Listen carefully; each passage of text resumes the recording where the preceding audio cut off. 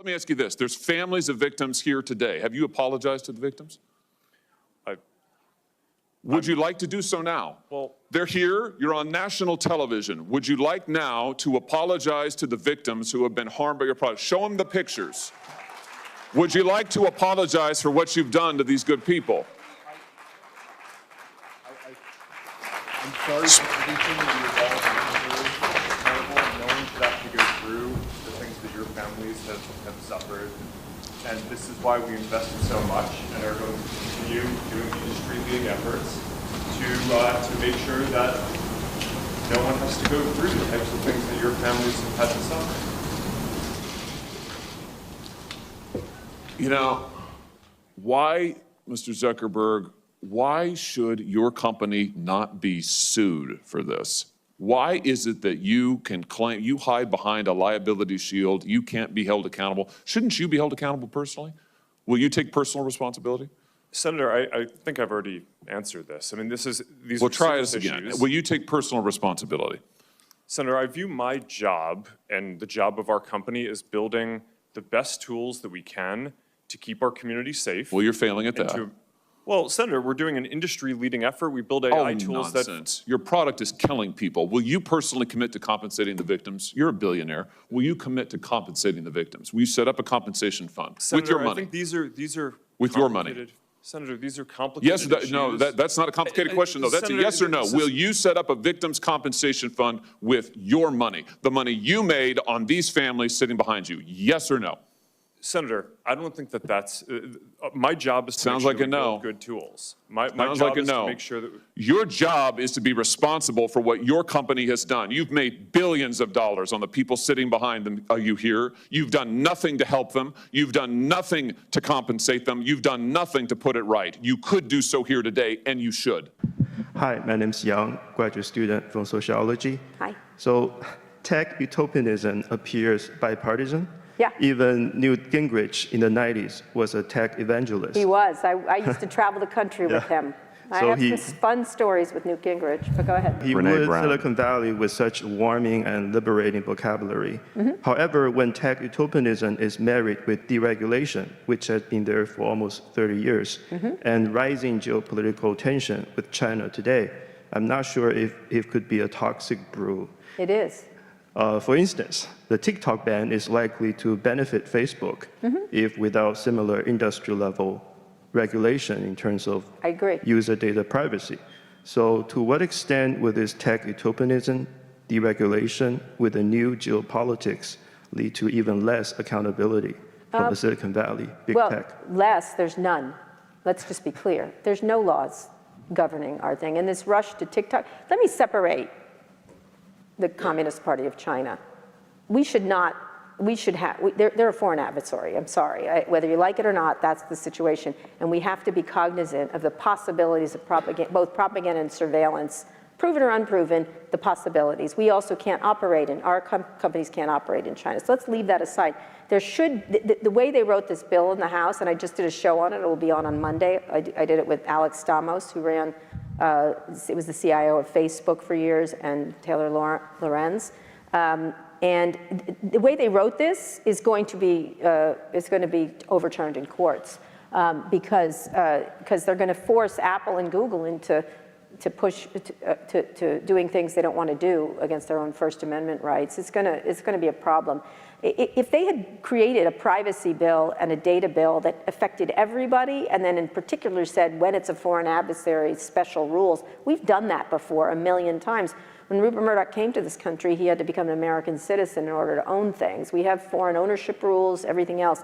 And in this case, they haven't passed a bill in 30 years. They've spent, and tech has gone right up through the middle while our politics is fractured. So imagine if AT&T didn't get broken up because our government was so dysfunctional, or Standard Oil didn't get broken up, right? They've been able to do it, and then they have money and the means to stop any kind of The lobbying is intense. Poor Amy Klobuchar had a raft of very important, serious bills, and they got killed. They got killed by both sides.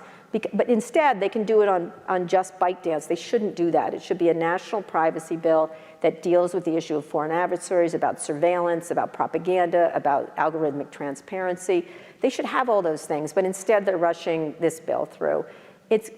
Maybe it'll be fixed in the Senate. I'm just going to wait until I decide what they're going to do. But there's a lot of issues here that we have to get right. This is their only chance to do this, finally. And they're doing this, which means it's cloddish, the way they're doing it. We'll see if they can figure something out. Often government does tend to get to a good place eventually. This particular bill from the House is not a good one, but it has a good chance of going through. It'll go to courts and then it'll be slow, but it does benefit. It shouldn't benefit anybody. It should benefit the American people, not Facebook or anybody else. And they should be held to the same standards of privacy as any other company. But there are special issues we need to focus in on by a Chinese-owned broadcast network, which it is. So it's very complex, but we should definitely deal with the bigger issue is the deleterious effects of these companies on our society and I call them rapacious information thieves, and they're taking your information, chewing it up, vomiting it out, and charging you for it. That's fantastic. That's a good business plan, but not for us, not for the rest of us. Thank you.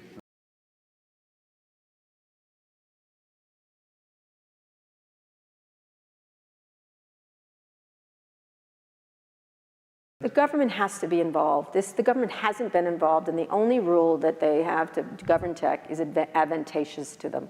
It's the Section 230. Now, we can't get rid of that now. It's impossible at this point. It's like it's a growth in the middle of the heart. It's not coming out of this thing.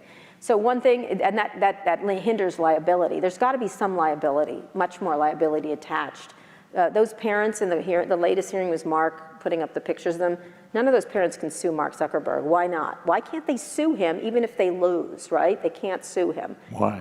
Why can't they Section 230, he's immune. He's immune. He's immune. He can walk down Fifth Avenue and ruin teen girls' lives. It's fine. So there has to be a level of liability. That's one. Two, there has to be any regulation around privacy, algorithmic transparency, hacking disclosure. I could name 10, 12 things that they could do that would, go to the money, go to the data, go to the stuff that isn't First Amendment screaming at each other. There's tons of it. There's tons and tons. Instead, we waste our time arguing about the First Amendment when we should be focused in on data, like where's data? And AI is at the center of this. I'm talking very quickly, we've got 7 minutes. But AI is at the center of this because they're doing it again. They're sucking in all the data for their LLMs. You don't know what they're gonna do. The government's not involved. So big companies are making these decisions without your input, without the government input. And even if we insult the government all the time, which these guys love to do, I mean, the top one is Elon, who has government contracts all out the yin-yang. And by the way, Tesla would have died without a government loan from the Obama administration. So thank you, Obama. It's kind of ridiculous for him to attack the government, given how much he's benefited from it. And by the way, he came to this country. He got to be an American citizen, everything else. He should love our government in many. He doesn't have to because he's who he is, but nonetheless. So we have to really get the government involved. We get it. It has to be a global basis because we have global agreements on nuclear weapons and nuclear power. We have global agreements on cloning. We have global agreements on all kinds of things. We can have a global agreement on AI. Okay, let me start. Do we want drone killer AI armies? No. Yeah, I think we can agree. Now, maybe some 3 or 4 people are like, that's freaking cool. But otherwise, no. We can agree on that. We can agree on safety and making sure the data doesn't discriminate. Yeah, let's agree on that. Let's agree, there's all kinds of things, and that's where the government has to step in. The problem is the government has limited resources compared to these companies. They're nation states, as far as I'm concerned. Trillions of dollars, and they can do whatever they want, so. Although they are, in Facebook's case, they seem to be the masters of the after-the-fact apology. Oh, they don't apologize. In that hearing, go back and look at it. Mark did not say that. He turned to the parents, and first of all, and I've said this at several things, and I want to drill this into you. Josh Hawley, one of the worst public servants of our time, because he's very smart and he knows better, said to Mark, you need to apologize to these parents in a most performative, ridiculous moment. I think Mark should have turned around as you need to apologize to these people, because guess who in this room has the power to actually do legislation to stop me? You do, Josh Hawley, and you don't do it because all you want to do is dunk and give the yay signal to insurrectionists. He's an idiot because he was trying to create a moment that he could raise money off of. He's heinous in that regard. Everyone up there is heinous for not passing bills when they have the power to do so. But nonetheless, you have Mark looking at these parents, and instead of, and look, Mark is a capitalist. He has shareholders to deal with. I get his little game. But he turned to them, and he has no risk in saying this. He did not say, I'm so sorry for what anything I invented hurt your children. I am so sorry. Let's figure it out together. He could have done that. He could have done, I'm so sorry. I didn't think right, maybe, and maybe we need to improve it. He said, I'm so sorry for what happened to you. Think about that, what it takes to say that to parents whose children really did have issues. Online was a contributing factor, not maybe the only one, but certainly a contributing factor in their deaths. You were the victim of germs. The wind is blameless. Yes, right? I'm so sorry it's hot outside. Yeah. Well, I did nothing. That's what that is saying to you. That's terrible, I think.